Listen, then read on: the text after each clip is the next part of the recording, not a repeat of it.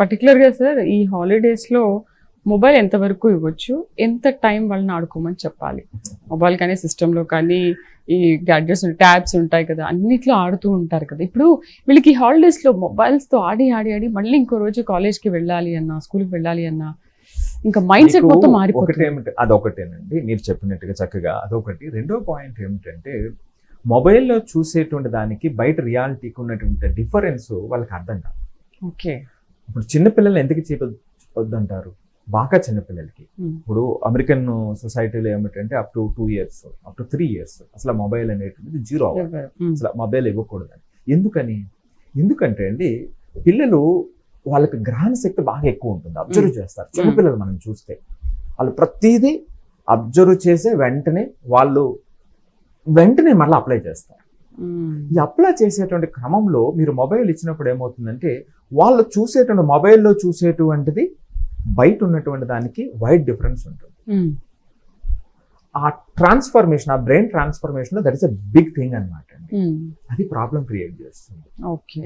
So ఇది మొట్టమొదటి point. ఇప్పుడు మీరు అడిగినట్టుగా మొబైల్ అనేటువంటిది నేను ప్రతి ఒక్కరికి చెప్పేది, ఇప్పుడు మొబైల్ లేకుండా మన జీవన గమ్యం అనేటువంటి లేనటువంటి సందర్భం. ఆ రోజు గడవదు. రైట్. కొంతమంది చెప్తూ ఉంటారు, అంటే సార్ మా పిల్లలకి టీవీని మొత్తం బంద్ చేశాను, ఇంటర్నెట్ బంద్ చేశాను, మొబైల్ బంద్ చేశాను. ఓకే, మంచిది. కానీ వాళ్ళకి మరలా అవి చేతికి వచ్చినప్పుడు పరిస్థితి ఎలా ఉంటుంది అంటే అందరికీ ఒకలా ఉండదండి.